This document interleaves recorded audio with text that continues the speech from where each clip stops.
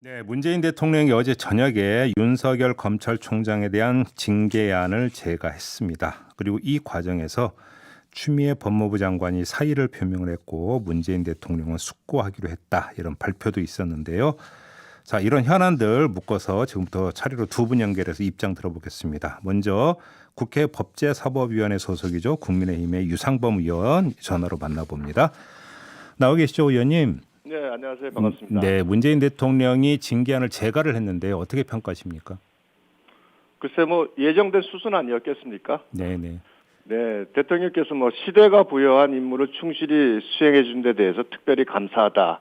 이 말씀을 한 걸로 대통령께서 처음부터 윤석열 총장의 징계안에 대해서는 제가 하겠다. 네네. 그걸 그때 드러내신 거 아닌가 싶네요. 그러게요. 그래서 이전부터 좀 여쭤봐야 될 것 같은데 추미애 장관이 사의를 표명을 했다는 거 아니겠습니까?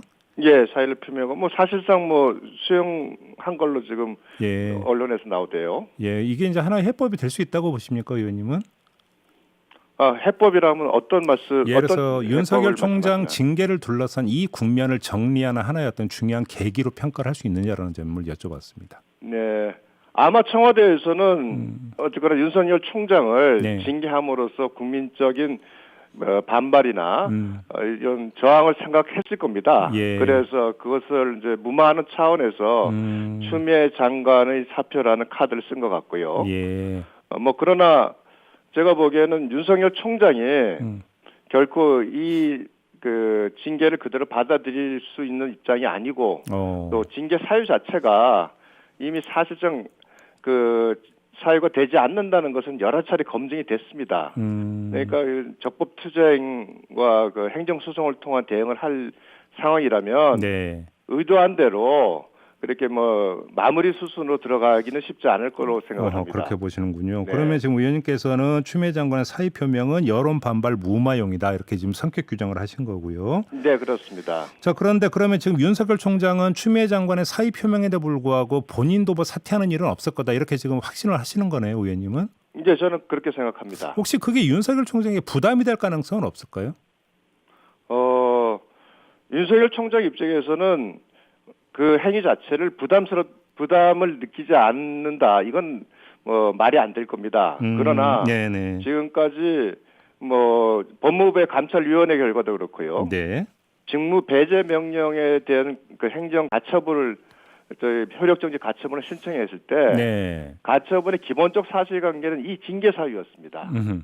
그것에 대해서 법원이 기본 사실상 그 부당하다는 결정을 내린 상태고요. 네. 법관 회의에서도 그 뭐 저기 판사 사찰 문건 가지고 이슈를 제기하려던 몇몇 판사들이 있었는데 결국 법관 회의에서 그것도 좌절됐죠. 네. 사실상 그 이 법무부의 징계 결정을 제외한 모든 그 판단들은 네. 징계 사유가 부당하다고 이미 결정을 그 판정을 해준 상태입니다. 윤석열 총장 입장에서는 그런 상황에서 그것을 그대로 받아들이고 또는 뭐 그렇게 진행할 수는 없고요. 그렇다면은 정당성은 윤석열 총장에게 있기 때문에 예.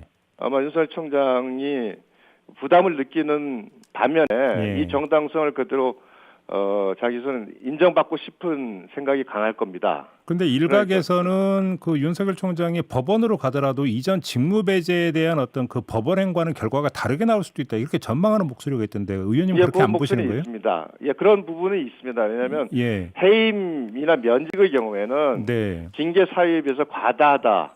그래가지고 그것이 이제 그 취소되는 경우가 많은데 네. 정직 2개월의 경우는 상대적으로 예. 이제 뭐 그렇게 번복이 되는 경우가 많지 않다 보니까 네. 뭐 그런 이제 전망이 나오는 것 같습니다만. 근데 만약에 법원이 그렇게 결정한다면 그거는 윤석열 총장한테 극히 불리한 거잖아요.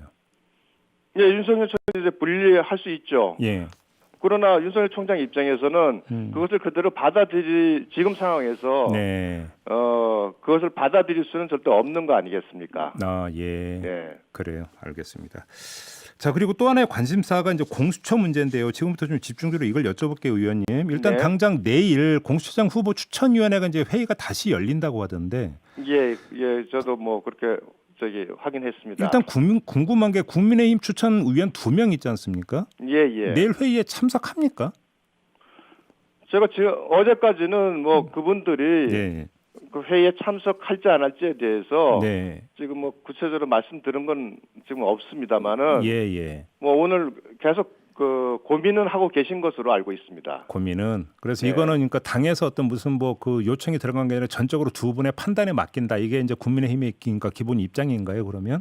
예, 제가 뭐 일전에도 말씀을 드렸듯이 예. 저희들의 가치관에 맞는 분을 추천했고 그 이후에 참여 네. 여부는 원칙적으로 예. 추천위원들의 그 판단에 전적으로 맡긴다. 이것이 저희들의 입장이었고 추천위원들도 또 그렇게 저희들한테 요구를 했고요. 네.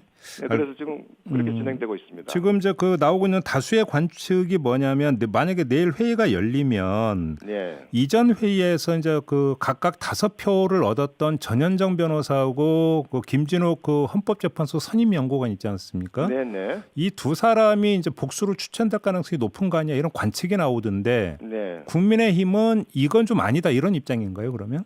예, 저희들은 그렇게 그 기존에 예. 이미 그 여러 가지 후보로 이제 거론이 돼서 이미 저희 투표를 다 했는데 이미 네. 다 부적절하다 결론이 났습니다. 그렇다면 그 후보들은 이제 적절하지 않은 후보라고 봐야죠. 그리고 처음에 그 공수처 추천위원회가 출범할 때 예. 1인당 5명의 후보를 추천하기로 했었습니다. 예. 예, 저기 추천위원당. 예. 그러니 이제 새로운 인재풀로 그 후보들을 추천한다면은 네. 거기서 새로 검증하는 게 맞지. 이미 몇 차례에 걸쳐서 논의를 하고 그 후보들 간에 의사일치 안 된 그 공수처장 후보를 다시 올려놓는다. 그럼 결국 그거는 그 사람들을 내가 꼭 저기 공수처장으로 앉혀야겠다 하는 네. 그 의중을 보이는 거고 이건 적절치 않다. 이렇게 보고 있습니다. 그럼 간단히 얘기하면 그 사람들이 이미 죽은 카드다. 다시 되살리면 안 된다. 이런 입장이시네요. 그러면? 예, 그렇습니다. 그러면 지금 새로운 그 후보들을 다시 추천하는 여기서부터 다시 시작을 해야 된다는 입장이시네요. 그러면? 아니 그거는 기존에도 네. 그 김태년 원내대표가 예. 저희 그 조영 원내대표한테 예. 뭐 10여 명의 그 뭐 후보들을 전달해주고 의견을 물어본 적도 있고요. 예. 저희들이 뭐 계속 논의는 돼 왔었습니다. 예. 다만 지금 청와대나 민주당 입장에서는 검찰 출신은 안 된다고 하니 예. 그 범위가 너무 좁아진 거죠. 조금 열린 마음으로 간다면은 공수처장의 그 위상을이나 예. 그 역할을 생각한다면은 예. 조금 넓게 봤으면 좋겠는데 예. 뭐 법원 출신으로 무조건 가야겠다고 해서 실제로 제안이 들어온 걸로 알고 있고요. 그래서 우리 조영 원내대표도 예. 일부에 대해서는 동의를 해줬는데 예. 또 뭐 당사자들이 또 뭐 다 고사를 한다 그래서 후보 추천이 잘 안 되고. 잠깐만요, 의원님. 그러면 네. 그러니까 판사 출신 이 사람이 어떠냐라고 민주당에서 제안이 들어왔고 그중 일부에 대해서는 주호영 원내대표도 오케이 했다 이런 네. 말씀이십니까? 예. 그런 부분에 대해서 논의가 돼 있었습니다. 그 그런데 정도 되면 당사자들이 그런데도- 고사했다? 예, 그렇습니다. 뭐 어떤 그런 과정들이 쭉 진행이 되다 보니까 예. 뭐 다시 이제 그 사실은 여당 쪽에서 사람을 찾지 못하니까 네. 이미 죽은 카드를 다시 살리는 거 아닌가. 이 뭐 그렇게 근데 보시는군요. 이건 뭐 적절치 않지 않겠습니까? 이거 뭐 이미 다 논의되고 해서 안 된다고 다 결론 난 사람을 다시 또 저희 판 위에 올린다는 거는 너무 좀 궁색해 보이고요. 알겠습니다. 네. 하나 더 여쭤볼게요. 이제 공수처장이 어떻게든지 뭐 우여곡절 끝에 임명이 된다 하더라도 네. 이게 또 하나의 산이 남아 있는 게 이제 그 다음에 차장 임명해야 되고 차장으로 끝이 아니라 이제 공수처 소속 검사들 임명을 해야 되지 않습니까? 네. 근데 지금 규정을 보면 인사위원회를 설치를 해야 되고요. 네네. 이 인사위원회가 공수처장, 그다음에 공수처 차장, 그다음에 공수처장이 위촉하는 그러니까 그 처장과 차장이 임명하는 위촉하는 각각 한 명. 네네. 여기다가 여당 추천 2명, 야당 추천 2명 이렇게 인사위원회가 구성이 된다고 하던데 네, 공수처장 추천위원회 임명이랑 구조가 동일하죠. 동일하더라고요. 자, 네. 그러면 야당 추천위원 2명을 지금 그러니까 추천을 지금 준비는 하고 있습니까? 국민의힘에서? 아직 뭐 공수처장까지도 진행이 안 됐고, 네. 예, 뭐 그런 상황에서 아직 그 부분까지는 저희들이 뭐 따로 준비하고 있고 그렇지는 않습니다. 근데 만약에 공수처장이 임명이 된다면 이 인사위원회 구성 절차에는 참여할 그러니까 그 입장은 있는 건가요? 뭐 요청이 온다면은 저희도 참여를 해야 되지 않겠습니까? 요청이 온다면 네. 그러면 여기서도 지금 그러니까 이러이러한 어떤 그 경력을 갖고 있는 사람은 공수처 검사로 안 된다라고 계속 이제 비토를 할 그러니까 그런 계획인 거고요. 뭐 지금 현 단계에서는 공수처장 후보 추천이 가장 현안이기 때문에 예. 당 내에서 아직 그 부분까지 논의가 나아가고 그런 바는 없습니다. 아직까지 당내 네. 검토는 없었고. 네네. 아무튼 근데 그 인사위원회는 지금 그 의결 요건이 3분의 2로 돼 있습니까? 이제 개정안에는 이제 제적 인원의 3분의 2로 돼 있죠. 그렇게 돼 있는 거고. 그리고 이제 수사처 검사는 제적위원회 과반수로 돼 있고요. 과반수로. 네. 자, 아무튼 이렇게 만약에 여기서 인사위원회에서 검사 그러니까 저기 임명하는데 만약에 그 문제가 발생한다면 공수처 출범이 또 늦어질 수 있는 거 아니냐 이런 그러니까 전망이 나오던데 그럴 여지가 있다고 보세요, 의원님? 네, 어차피 그 수사처 인사위원회 설치 자체도 네. 어차피 저희 야당 추천 그 인사위원 2명이 없으면은 인사위원회 가동이 되지 않습니다. 예. 그런데 저희들 입장에서는 네.